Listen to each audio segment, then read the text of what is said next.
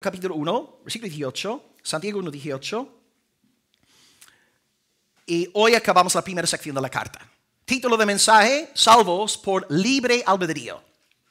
Salvos, sí, no os preocupéis, todo se irá aclarando. Salvos por, sí, somos salvos por libre albedrío, pero el libre albedrío de alguien muy concreto. Y Santiago 1:18 te dice quién es. Dice: Él, de su voluntad, de su albedrío, nos hizo nacer por la palabra de verdad, para que seamos primicias de sus criaturas. Él, de su voluntad, estamos hablando de Dios bueno, santo, inmutable. Él, de su voluntad, de su libre albedrío, nos hizo nacer por la palabra de verdad, para que seamos primicias de sus criaturas. Hoy acabamos sección 1 de Santiago. Hemos dicho que la carta se divide en 4 partes. Parte número 1, del 1 al 18, que habla sobre pruebas, adversidades, dificultades, etc. Pruebas, aflicciones, lágrimas. A partir de la siguiente predicación, Santiago empezará a darnos cachetadas. Los primeros 18 versículos, él ha hablado con mucha ternura, cariño, consuelo pastoral, pero a partir del 18, ¡pum!, entra en modo karate, ¿no? Y empieza a... Y hay algunos domingos, yo ya tengo casi, todos los mensajes ya sacados.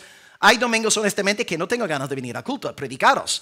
Pero bueno, hay que predicar todo el consejo del Señor. Es que hoy estamos recibiendo cosas bonitas, amén. Pero a partir de este mensaje, Santiago va a sacar las garras. ¿Qué hemos estudiado en estas semanas? A grandes rasgos, para resumir todo, hemos visto que las pruebas son de Dios. Pero en cada prueba surgen tentaciones. Las tentaciones, sin embargo, no son de Dios. Las tentaciones provienen de 3 fuentes: la carne, el diablo y el mundo. Y el peor enemigo de estos 3 es la carne. Porque si tú no cedes ante la carne, el diablo y el mundo no pueden hacer nada contigo. Es que tenemos 3 grandes enemigos. Hay pruebas que son de Dios. Las tentaciones son de la carne, del mundo y del diablo. Y hoy Santiago acabará hablándonos en esta primera parte sobre el nuevo nacimiento. El argumento de Santiago es muy sencillo. Dios no nos provoca, no nos incita a pecar, porque Él es el Dios del nuevo nacimiento. Tenemos hoy 3 puntos en nuestro sermón. Número 1, el origen del nuevo nacimiento, el origen, la fuente. Número 2, el medio. Dios usa un medio cuando regenera, cuando da el nuevo nacimiento, el medio. Y número 3, el fin, el propósito. En griego el telos, ¿no? El fin, el propósito, la meta del nuevo nacimiento. El origen, el medio y el fin. Número 1, el origen del nuevo nacimiento. Leo versículo 18, la primera parte. Él, de su voluntad, nos hizo nacer. Él, de su voluntad, nos hizo nacer. Hemos estado comentando en estos días que Dios nos pone a prueba. Y en la prueba surgen tentaciones. Y utilicé la ilustración de un profesor. Un profe en la universidad, en el instituto, te pone el examen. Pero no se pone a susurrarte diciéndote: haz trampa. Fíjate en el examen de tu compañero. Saca un 10. Enciende el móvil. No. Él te pone el examen, o la profesora te pone el examen, pero tú, según la carne, tú puedes hacer trampa. Así que una cosa es la prueba, otra cosa es la tentación. Y en esta parte de la carta, Santiago está refutando a unos hijos del diablo. Ellos estaban diciendo: ya que Dios es soberano, nuestro pecado es de Él. Él crea nuestro pecado, Él nos incita a pecar, como algunos hoy día, no, teología reformada, Dios es soberano, por tanto vivo en apatía espiritual. Estas personas son herederos de esa enseñanza herética. Santiago nos está compartiendo argumentos para refutar esta idea. Y hasta la fecha hemos visto 6 argumentos de Santiago. Según él, Dios no nos tienta a pecar por 6 razones. Número 1, Dios no nos tienta porque Él no puede ser tentado. 2, Dios no tienta a nadie. 3, la tentación proviene de nuestra concupiscencia, nuestros deseos impíos. Ahí está el pecado, no está en Dios. Número 4, como vimos la semana pasada, Dios es bueno.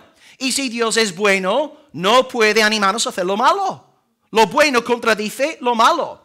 Número 5, aleluya, Dios es santo, santo, santo. Si Dios es santo, ¿cómo va a invitarte a pecar? Y luego número 6, Dios es inmutable. Entonces, si el Dios del Antiguo Testamento es bueno y santo, y el Dios del Nuevo Testamento es bueno y santo, el Dios del 2025 sigue siendo bueno y santo. Dios no nos tienta. Dios no es el autor de nuestro pecado. Y hoy Santiago acaba esta reflexión con un séptimo argumento. Argumento número 7 es: Dios no nos invita a pecar porque Él es el autor del nuevo nacimiento. Él es el autor del nacimiento santo, celestial, el nacimiento de arriba. Y esto es interesante porque en el contexto Santiago está contrastando dos familias. Hay un nacimiento santo y hay un nacimiento impío, perverso, pecaminoso. Si os fijáis en el versículo 14, os hablé de la abuela. La abuela se llama concupiscencia y la abuelita da a luz a un hijo llamado pecado, y don pecado engendra una hijita llamada muerte, una familia maldita. Pecado, oscuridad, tinieblas. Y ahora tenemos un nacimiento santo. Nacemos de un Dios bueno y santo para vivir en santidad. Argumento número 7 de Santiago es: Dios no nos invita a pecar, no nos seduce, porque Dios es el autor del nuevo nacimiento. Bien, nuevo nacimiento.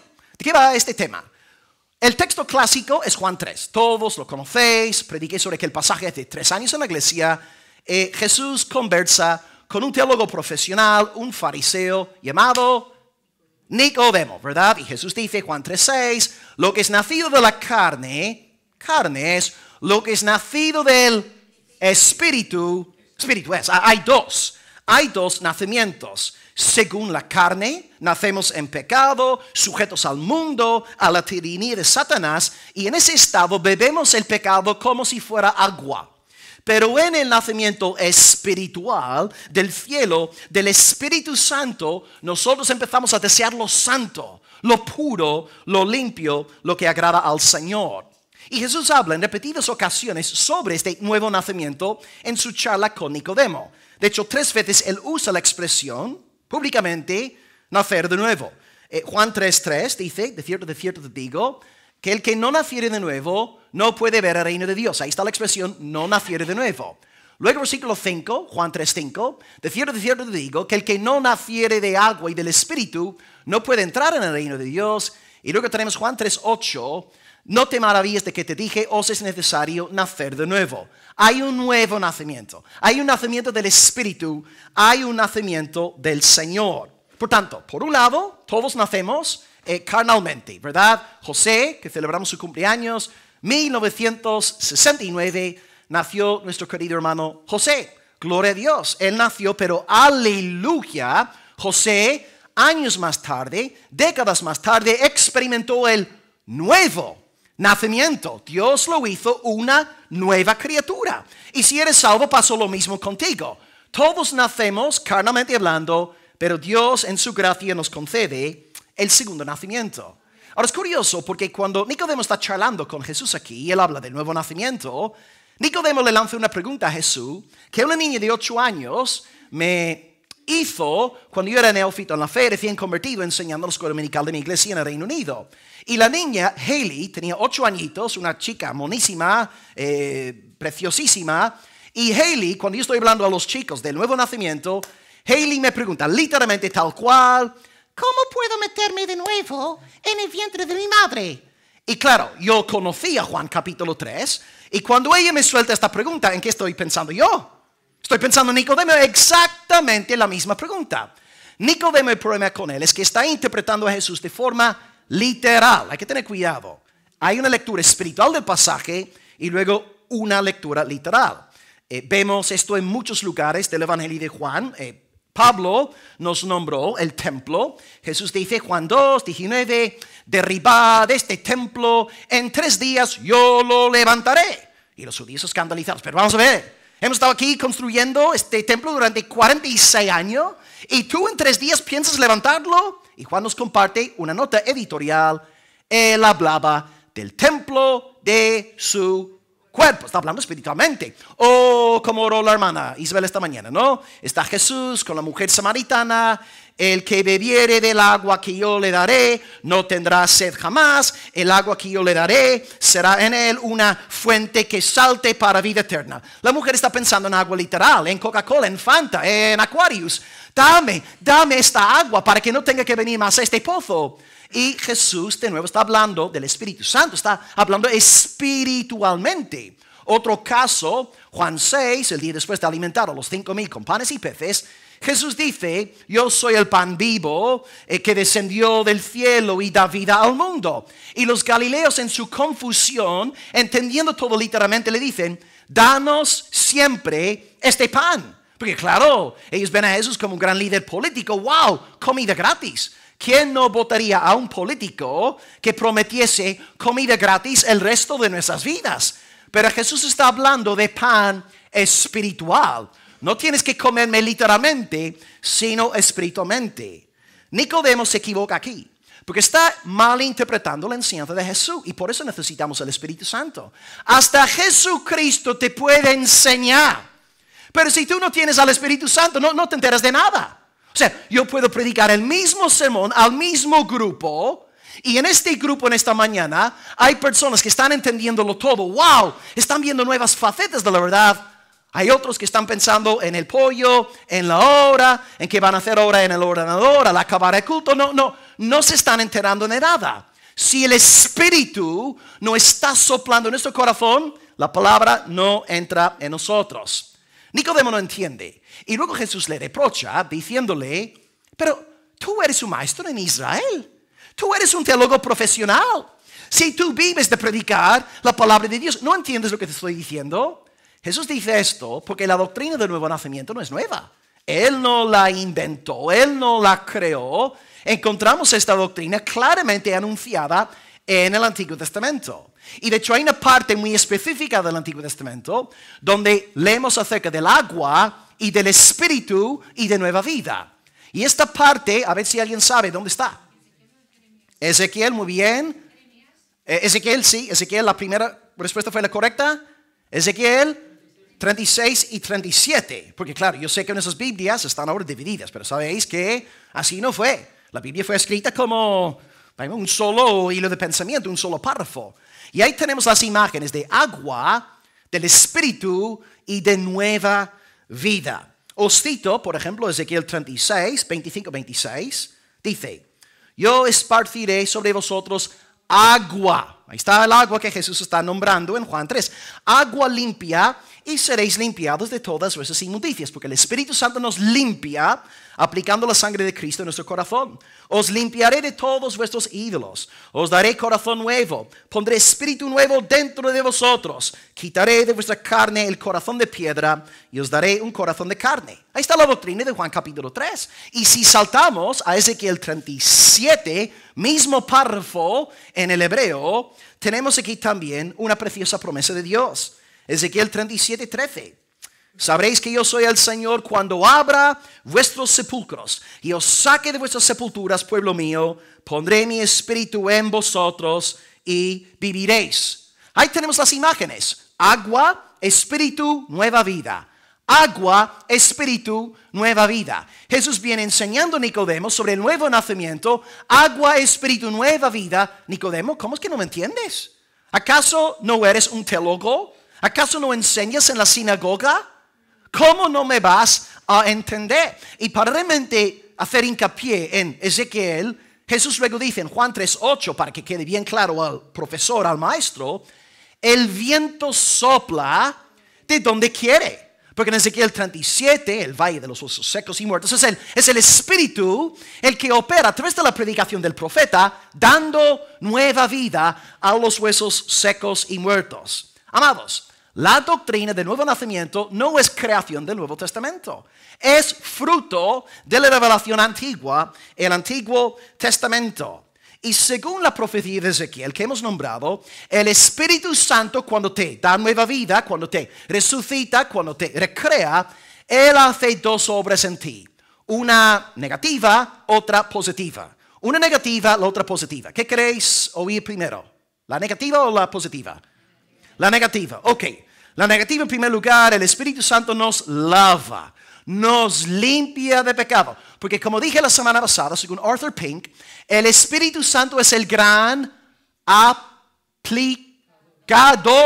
Él aplica lo de Cristo. Él toma la ofrenda perfecta de Cristo en la cruz, aplicándola a nuestra alma, limpios, puros, lavados, sin mancha, vestidos de blanco delante de Dios. Así que en el sentido negativo, el Espíritu aplica la sangre de Cristo en nuestro corazón, todo es perdonado, todo olvidado. Y ahora la parte positiva. Él nos da un nuevo corazón. Como leí anoche en un reformador español llamado Constantino Ponce de la Fuente, él decía que cuando el Espíritu Santo nos da este nuevo corazón, la ley de Dios, la palabra de Dios, él utilizó el adjetivo, nos resulta placentera. Te da placer, te da alegría. No es duro para ti el libro de Dios, es algo codiciable, deseable. Te encanta la palabra de Dios, meditas la palabra, oras la palabra, cantas la palabra. La palabra del Señor fascina a aquel que tiene un nuevo corazón. Es que el Espíritu Santo hace dos cosas en el regenerado. Te da nueva vida, limpiándote de todo pecado y colocando en ti un nuevo corazón que dice que la palabra de Dios es placentera. Aleluya. Cito aquí las palabras del teólogo Robert Raymond, que ya está en la presencia de Dios. Y Raymond dice: por esta obra divina, está hablando de la regeneración, el nuevo nacimiento, el pecador es recreado en una nueva vida y a una nueva vida. Se le limpia o lava la contaminación de su corazón, elemento negativo, y él está capacitado para ver y entrar en el reino de Dios por la fe. Está capacitado para creer en Jesús, amar a otros, particularmente a otros cristianos, y hacer justicia evitando una vida de pecado. Ahí está la doctrina que estamos enseñando. El Espíritu te da nueva vida, limpiándote de pecado y creando en ti un nuevo corazón. Y ahora te resulta gustoso, bonito estar en las cosas de Dios. Antes de convertirme al Señor, no quería orar, no quería leer la Biblia, mucho menos quería congregarme el día domingo, mucho menos entre semana. Pero ¡fum! Llega el Espíritu Santo a mi vida, ¡fum! Me resucita, hermanos. No podía dejar de leer la Biblia, no podía dejar de orar. Quería estar en la iglesia todos los días de la semana. Dios te cambia los afectos. Dios te hace una nueva criatura por su poder. Entonces, necesitamos nuevo nacimiento. ¿Pero por qué? Porque todos en nuestro estado natural somos pecadores bajo la carne. Hermanos, si tenéis tiempo esta semana, os pido por favor que descarguéis en YouTube una predicación de Charles Spurgeon llamado El Nuevo Corazón. Está completamente gratis en YouTube, dura menos de una hora y también está el PDF en español en Google. Charles Spurgeon, El Nuevo Corazón. ¡Wow! ¡Qué mensaje! Un mensajazo, hermanos. Y cito aquí la explicación de Charles. Él está explicando por qué tenemos que nacer por segunda vez. Dice Charles: la naturaleza humana ha ido demasiado lejos para que ahora pueda ser reformada. No es una casa en la que haya que hacer ligeras reparaciones. Una teja levantada, algunos trozos de yeso desprendidos del techo. No. La casa está deshecha por todas partes. Sus mismísimos cimientos han sido socavados.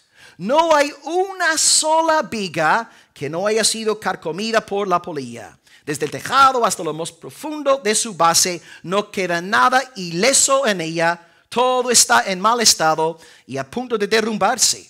Dios no intenta arreglarla, no repinta la puerta ni apuntala las paredes, no la adorna ni la embellece, sino que decide que la vieja casa sea derribada por completo para poder edificar una nueva.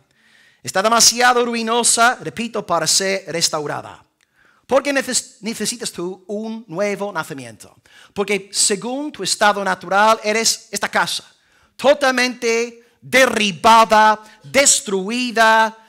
Tú tienes un corazón malo que se deleita en el pecado. A ti yo no tengo que animarte a tirar 4 horas al día en el móvil o 4 horas al día en el ordenador. Pero no te sale orar ni 5 minutos. ¿Por qué? Porque el corazón es maldito. El corazón es perverso. El corazón no se deleita en las cosas que son del Señor. Tú necesitas nuevo nacimiento. Necesitas nacer de nuevo. ¿Y cómo puedes nacer de nuevo? La única fuente, el único origen es Dios. Él de su voluntad nos hizo nacer. Por tanto, clama a Dios. Clama a Dios. Pide que te salve. Y si mueres en el intento, pues hazlo.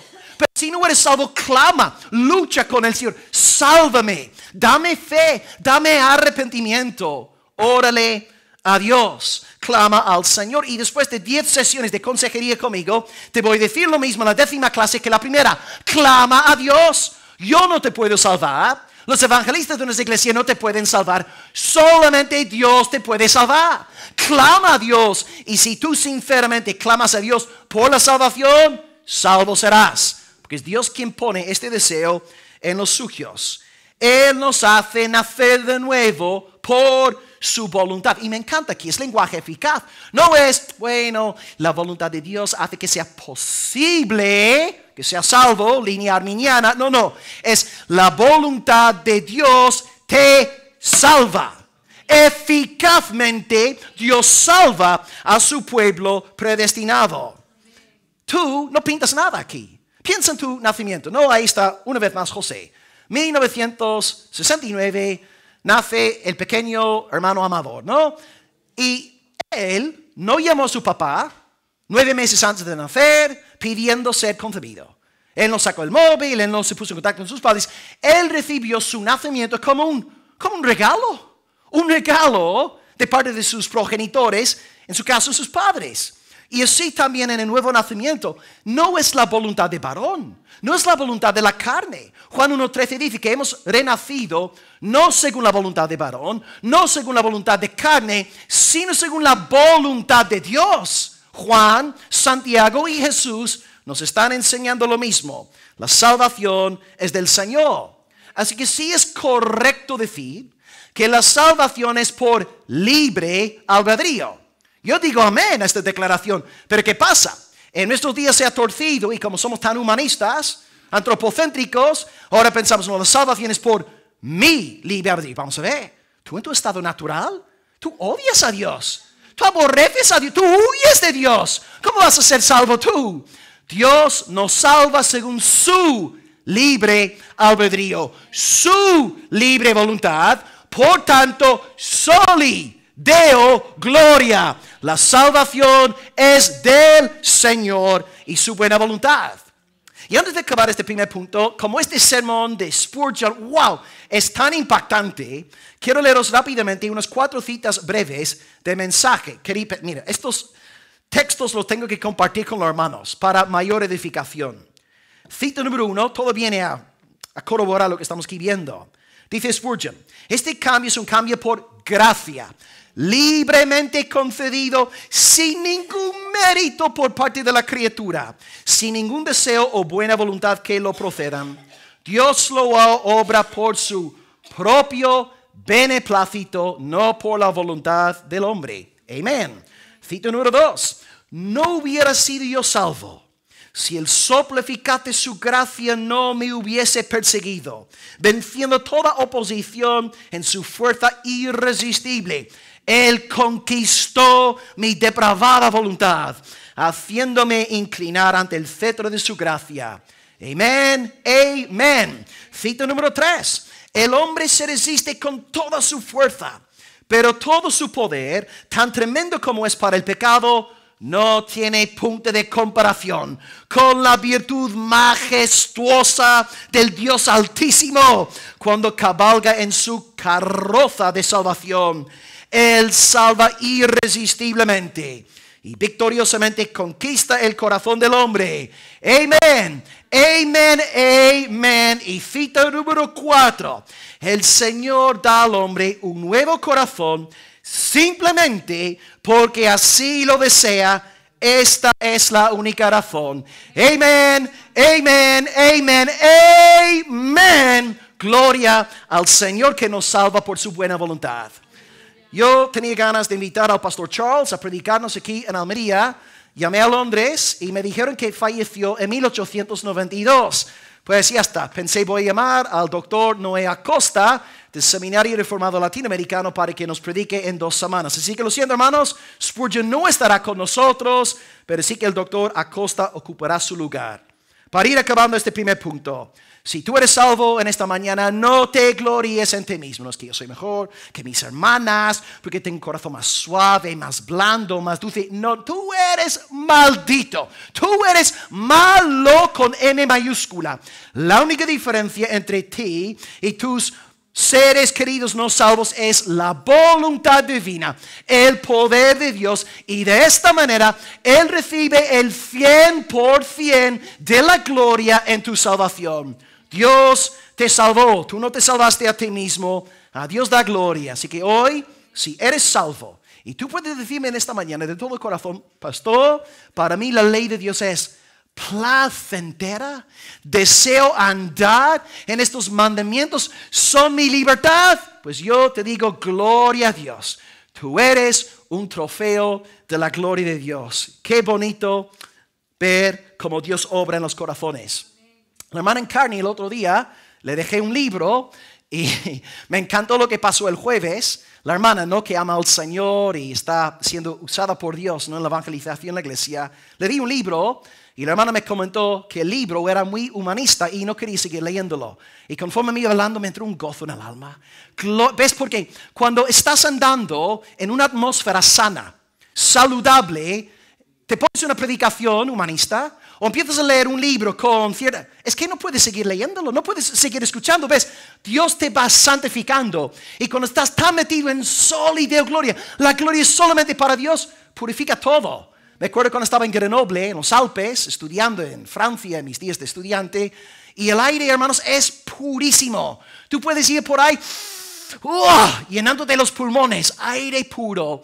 Y así es también. Cuando damos toda la gloria a Dios, este es aire fresco. Ahí está la atmósfera pura. Y Dios así nos guarda de todo el humanismo que quiere convertir la salvación en un asunto de el hombre, su buena voluntad, etc. Hermanos, la salvación es del Señor. Punto.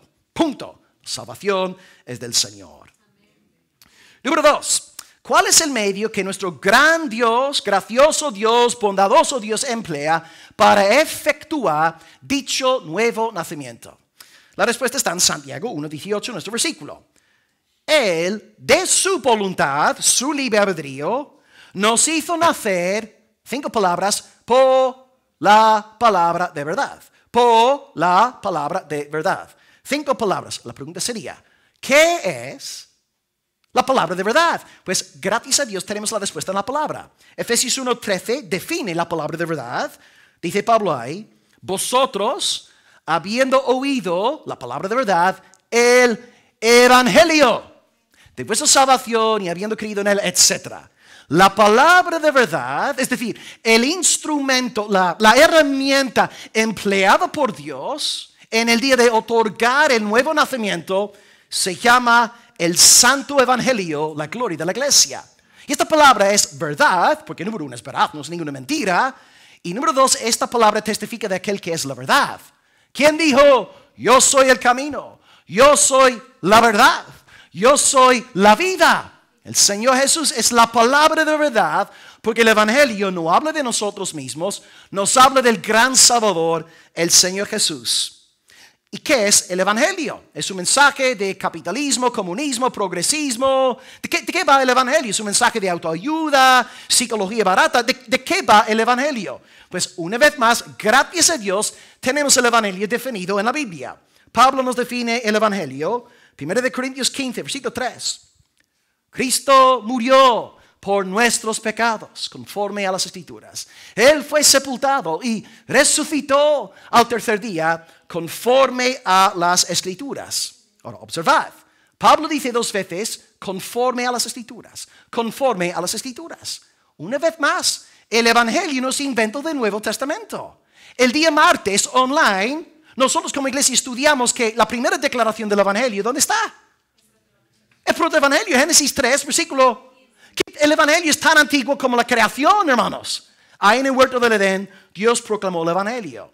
Y voy a citaros un texto, Antiguo Testamentario, donde vemos estas 2 verdades claramente anunciadas. La muerte expiatoria, expiatoria significa por los pecados. Cristo murió por los pecados, muerte expiatoria, y donde vemos también su resurrección.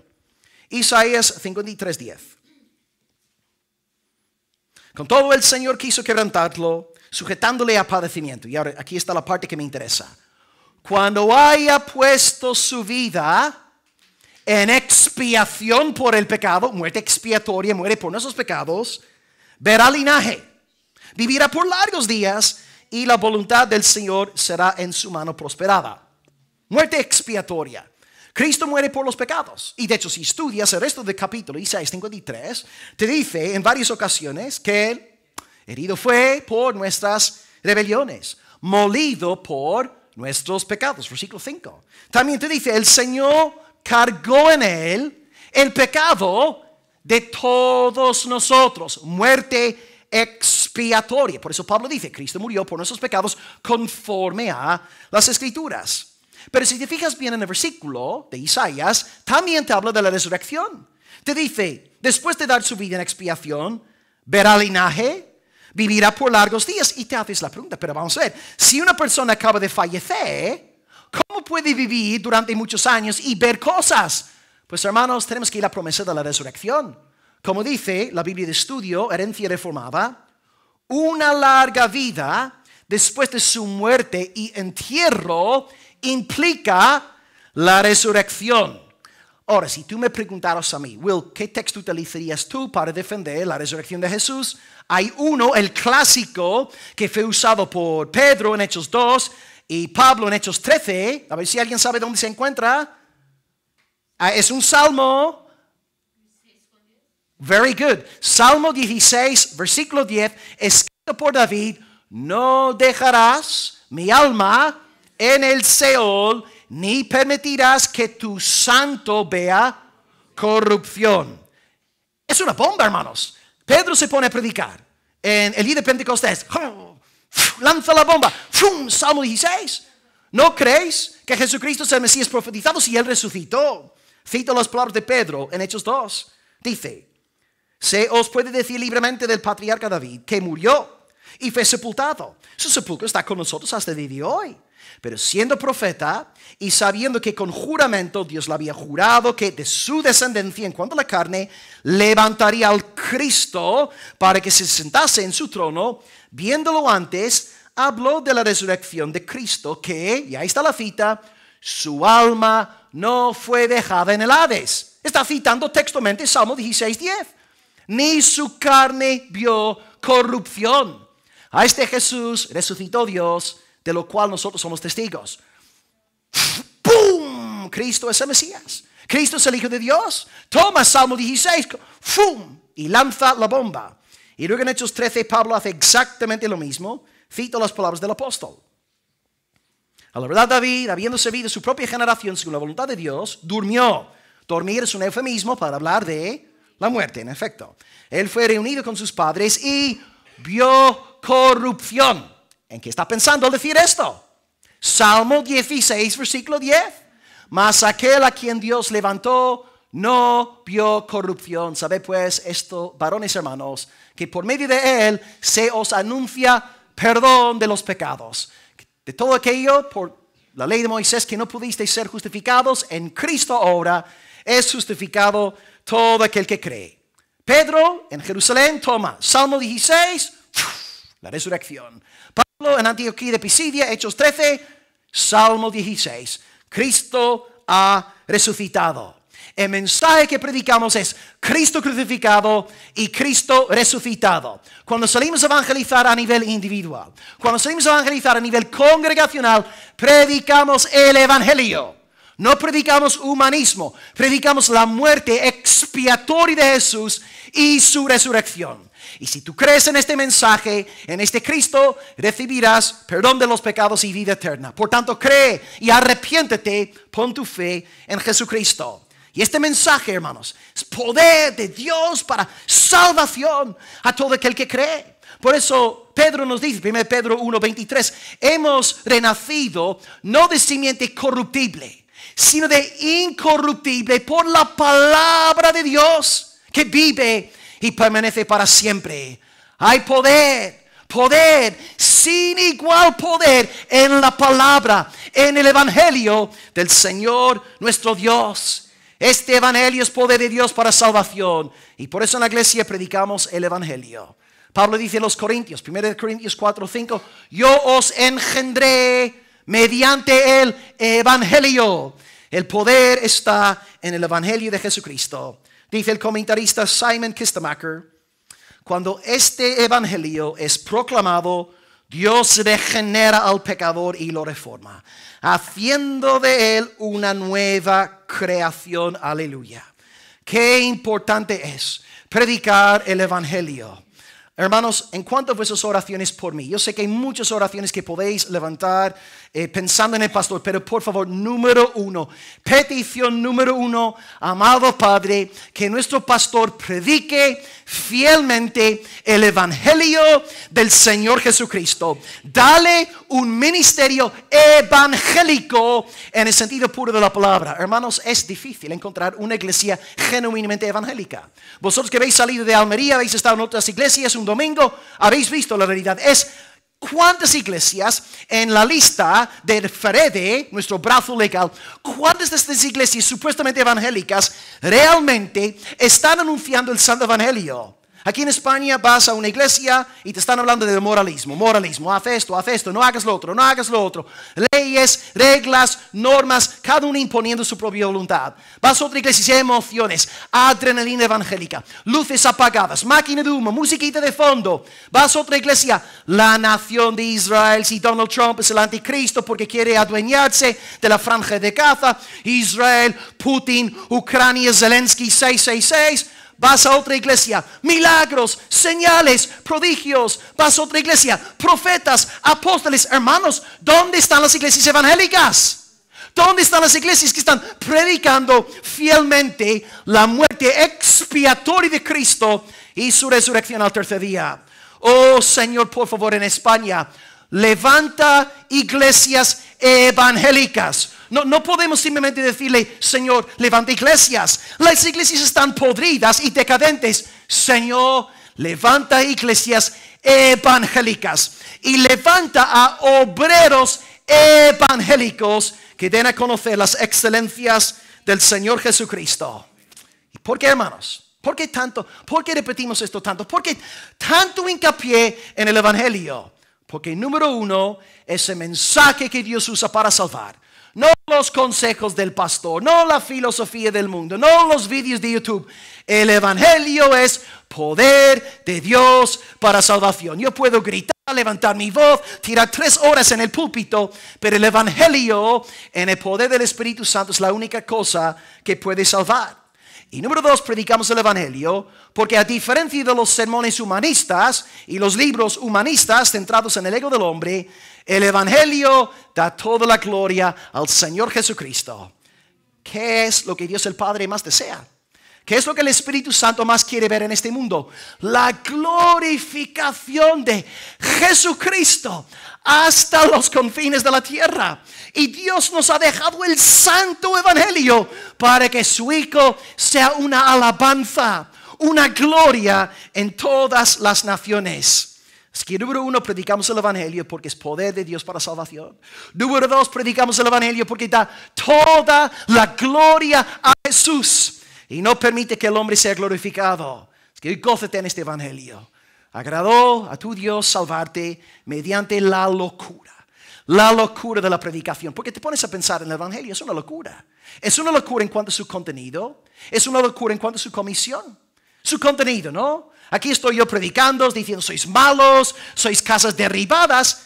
¿Quién en su sano juicio va a quedarse sentado en un culto cristiano 5 minutos cuando el pastor empieza a hablar así? Tú eres malo, tus deseos son pecaminosos, estás lleno de concupiscencia, eres un rebelde, eres nefasto.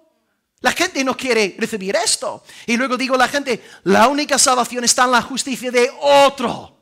Tú tienes que abandonar tu propia justicia. ¿Qué es lo que la gente te dice en la calle? No, es que soy un buen marido, yo proveo para mis niños, no voy a la iglesia, pero Dios conoce mi corazón, yo doy dinero a organizaciones caritativas entre semana, Yo en esencia soy una buena persona. Y el evangelio viene aplastando tu ego. Tú eres malo. Ni te das cuenta de lo malo que eres. En el evangelio solamente está la salvación. Es que este mensaje es una locura. No es humanismo. Pero claro, las iglesias apóstatas tienen miles y miles de seguidores. Porque dice 1 de Juan 4:5.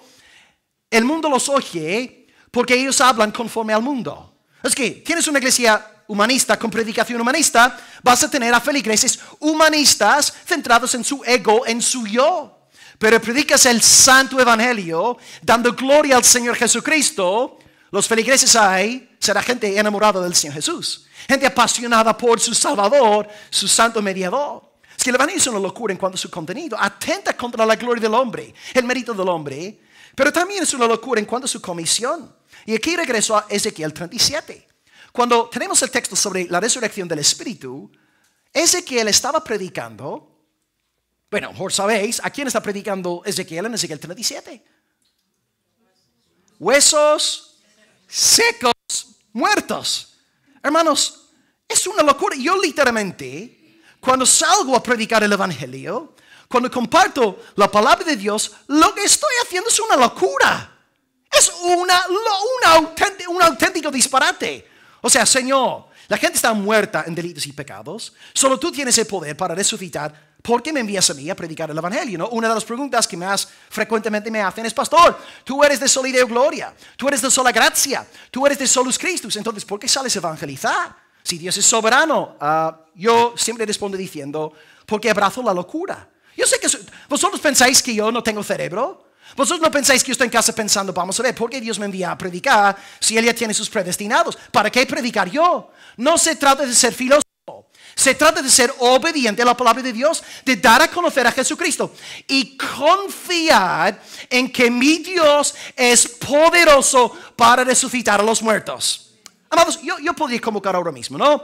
7 días esta semana, culto. 24 horas al día en la iglesia, predicación sin cesar. Y vamos a poner predicaciones de Paul Washer, MacArthur, Sproul, etc. Queridos hermanos, toda esta predicación, todos los mensajes, si el Espíritu Santo no entra, dando nueva vida, no servirá de nada. No sé, solamente para que los pecadores sean más inexcusables ante Dios. Entonces, a la hora de predicar, aquí incluso en esta iglesia local, yo sé que hay incrédulos entre nosotros. Mi única esperanza reside en el poder abrumador del Señor Dios Todopoderoso. Padre, hoy me pongo detrás del púlpito creyendo en el Espíritu Santo. Yo creo en el Espíritu Santo. No creo en mi elocuencia, no creo en mi estudio, no creo en mi propia capacidad humana. Yo creo en tu Espíritu Santo. Y si yo anuncio fielmente tu santo evangelio, la gente por tu buena voluntad hoy podrá nacer de nuevo. Y repito la misma oración a la hora de salir por aquí en Almería. Señor, abre tú los corazones. Haz tú el milagro. Uno de los textos para mí más fascinantes es Hechos 16:14, Lidia. Lidia, porque esto explica exactamente lo que pasa cuando estamos predicando el evangelio. Pablo está predicando, Lidia muerta en delitos y pecados, y dice la palabra de Dios soberanamente, y Dios, ella está escuchando la predicación, y Dios, sí, así es, Dios, ¿qué hizo? Abrió el corazón de Lidia para que estuviese atenta a lo que estaba siendo predicado. ¿Ves? Dios desciende en el marco de la predicación evangélica. Si tú predicas humanismo, ay, Dios te quiere llenar, Dios te quiere bendecir, Dios te quiere sanar, Dios te quiere dar muchas riquezas, pues alguien podría convertirse, pero no se está convirtiendo al Dios de la Biblia. No se está convirtiendo al Cristo bíblico, sigue siendo un hijo del diablo. Pero cuando tú predicas de la gloria del Cristo, que perdona los pecados y que nos llama a vivir una vida santificada, esa persona es un convertido genuino del Espíritu de Dios. Dios entonces usa la predicación de la palabra de verdad, el evangelio, para que la gente nazca de nuevo.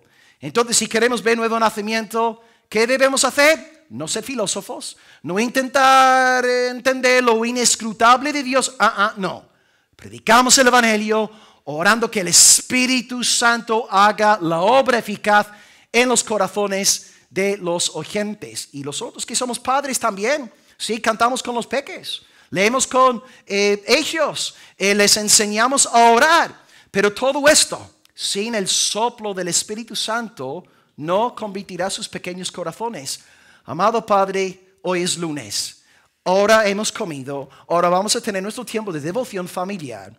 Voy a leer con los niños, voy a cantar con ellos y vamos a invocarte en oración. Amado Padre, hoy en nuestro tiempo devocional doméstica, por favor, Padre, desciende. Envía tu Espíritu Santo. Tú abriste el corazón de Lidia, ahora te ruego que abras el corazón de Chloe. Abre, Señor, el corazón de Grace. Abre el corazón del pequeño William y todos los niños de nuestra iglesia. Hazlo por amor a tu Hijo Jesucristo en el Espíritu Santo. Y la iglesia de Dios dice, amén. Prediquemos. No nos olvidemos de suplicar, de rogar a Dios que descienda su Espíritu, porque si no desciende, en vano nos esforzamos, en vano nuestras obras. Predica la palabra y Dios obrará. Y punto número 3, para acabar, este punto ya es muy breve. El fin, el propósito, la meta del nuevo nacimiento. 2 preguntas para la iglesia. Número 1, el origen. ¿Cuál es la fuente del nuevo nacimiento? Dios, concretamente su voluntad, su libre albedrío. Número 2, ¿cuál es el medio que Dios utiliza en su voluntad para efectuar nuevo nacimiento? La palabra de verdad. ¿Qué es la palabra de verdad? El evangelio de nuestra salvación, Cristo crucificado por los pecadores, resucitado al tercer día. Cree en él arrepintiéndote y serás salvo. Y el número 3, el propósito. ¿Por qué Dios te hizo nacer de nuevo? Porque Dios en los años 90 alcanzó a Paco y a Trini. ¿Por qué? Porque alcanzó a Isabel Salinas. Porque a Nicolás, Isabel, Antonio. ¿Por qué? ¿Por qué? Porque Dios los regeneró. Santiago nos da la respuesta, versículo 18. ¿Para qué? Seamos primicias de sus criaturas. Para que seamos primicias de sus criaturas. Aquí una palabra rara, primicias. Esto significa los primeros frutos de la cosecha. Pastor Warren Wiersbe da la siguiente explicación. Los judíos del Antiguo Testamento presentaron las primicias, los primeros frutos, al Señor como una expresión de su devoción. Por tanto, primicias es sinónimo de estar consagrado al Señor. La primicia es para Dios. La primicia no es para la esposa, no es para los hijos. La primicia es para el Señor.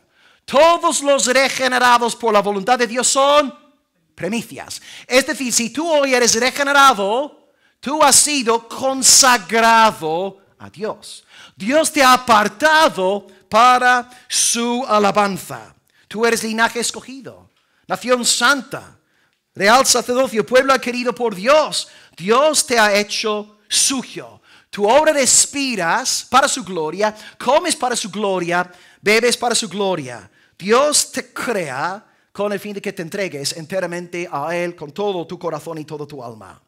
Tú eres pues primicias. Dios te regenera para que tú seas de Él. Él es celoso. Él es celoso por su pueblo y Él quiere que también tú tengas este mismo celo por Él. Este celo santo, cuando un marido ama a su mujer y la mujer ama a su marido. Hay un celo santo. El amor, sus celos son fuertes como la muerte.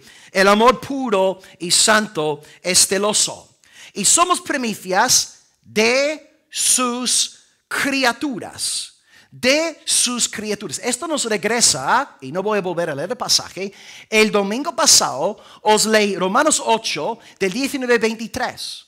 Y ese texto nos enseña que no solamente nosotros estamos gimiendo por la venida de Cristo para ser definitivamente libres del pecado. También en Romanos 8, 19 en adelante, alguien más está con dolores de parto, gimiendo por la manifestación de los hijos de Dios. ¿Y quién es este alguien?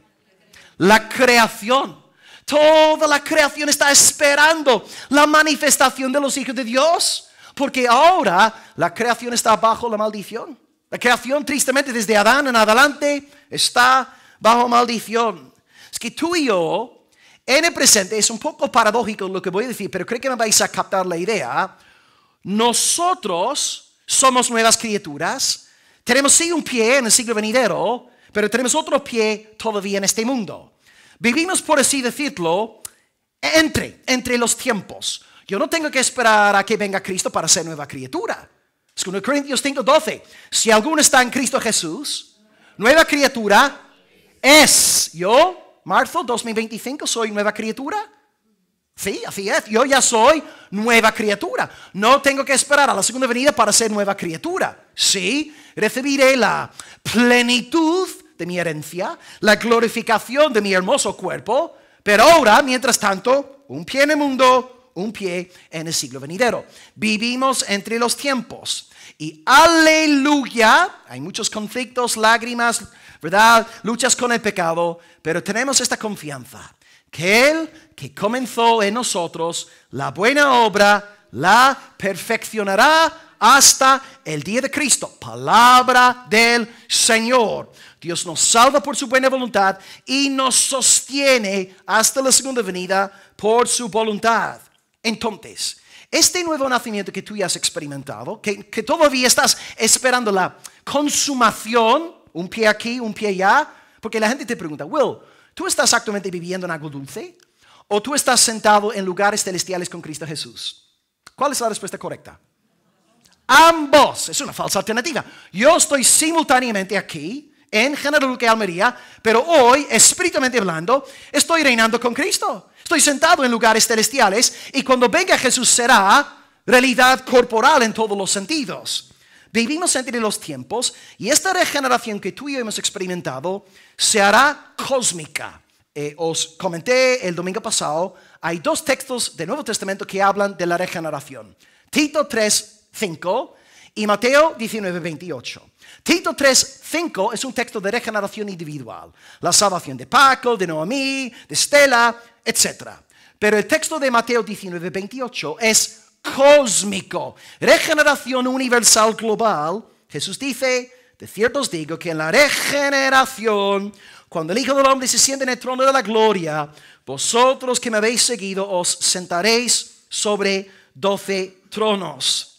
Somos regenerados, somos nuevas criaturas y el poder que ha actuado en nosotros se encargará de que toda la creación glorifique al Señor Jesús en el día final.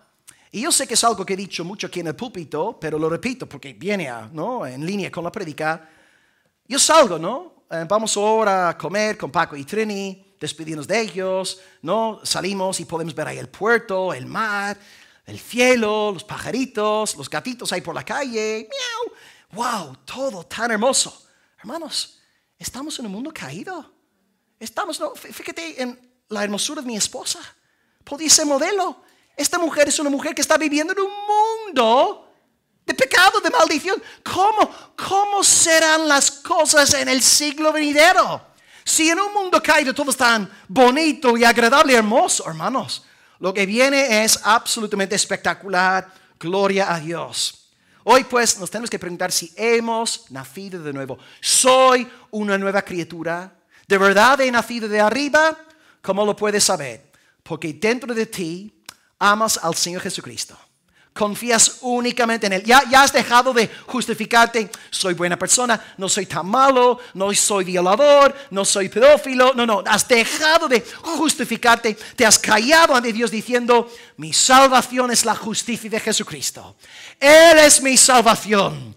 Y como consecuencia ahora, tu único deseo es entregar las próximas décadas a la búsqueda de la gloria de tu fiel sacerdote Jesucristo. Tu único deseo es vivir para su alabanza. Así que, si tú me puedes decir en esta mañana, sí, yo amo al Señor Jesucristo. Él es mi salvación y yo quiero vivir para su gloria. Aleluya. Tú eres una muestra de la misericordia salvadora de Dios. Si no estás así y estás inquieto y preocupado, pues te doy mi palabra de consejo que antes comenté en el mensaje. Clama a Dios de día y de noche. Y si tienes que morir en el intento, hazlo. Haz lo que sea para estar en paz mediante el Señor Jesucristo. No puedes. En esta vida, mira, puedes sacar tus estudios, puedes hacer mucho dinero en el mundo laboral, puedes tener mucha fama en determinados ámbitos, pero al fin y al cabo, ¿para qué? ¿Para qué? Todos vamos a estar frente a frente con el Dios Todopoderoso. Todos tendremos que rendir cuentas. Toda la fama, todo el dinero, todos los estudios que tenemos. En aquel día, ¿de qué servirán, hermanos? ¿De qué? Decía una vez alguien. ¿De qué te servirá ganar todo el mundo y perder tu alma? Clama a Dios. Señor Padre, envía el Espíritu. Dame un nuevo corazón. Dame fe. Dame arrepentimiento. Y una palabra de ánimo para vosotros que estáis así. No será por casualidad que Dios os tenga aquí en esta mañana escuchando esta predicación. Dios podría haberte puesto en una iglesia apóstata que predica humanismo, nación de Israel, moralismo. Dios te ha hablado muy claramente hoy a través de su palabra. Te ha hablado sobre tus deberes delante de Él. Da gracias a Dios por lo que ha pasado ahora en esta reunión. Dios te está hablando, no endurezcas tu corazón. Clama al Señor, invoca su nombre y sé salvo en el nombre de Jesús. Vamos a orar. Antes de hacerlo, brevemente, con algunas preguntas a la iglesia, el mensaje de hoy. Número 1, ¿cuál es el origen del nuevo nacimiento? ¿La voluntad de quién? ¿Del pecador? De Dios. Número 1, el origen es Dios. 2, ¿cuál es el medio que Dios usa para salvarnos? La palabra de verdad, el santo Evangelio. Y el Evangelio predica dos grandes verdades: que Cristo murió y resucitó. Y número 3, ¿cuál es el fin? ¿Por qué Dios regenera a Isabel Salinas, Paco, Trini, Nicolás? ¿Por qué? ¿Con qué fin? ¿Cuál es el propósito? Ser primicias, consagrados al Señor. Vivamos pues en consagración, glorificando a nuestro Dios. Padre, tu palabra es gloriosa. Tu palabra es clara, tu palabra es directa y contundente. Señor, hasta el más joven entre nosotros habrá entendido lo que has dicho en esta mañana. La exhortación es clara. Clama a Dios y sé salvo. Amado Señor, yo te ruego ahora, como oro antes de los cultos, antes de evangelizar, antes de en casa compartir la palabra, Señor, envía tu Espíritu Santo. Señor, he estudiado el texto. Señor, he procurado ser fiel a la palabra. He levantado mi voz en fidelidad de lo que tu palabra exige de un ministro. Pero, amado Dios, hay algo que yo no puedo hacer.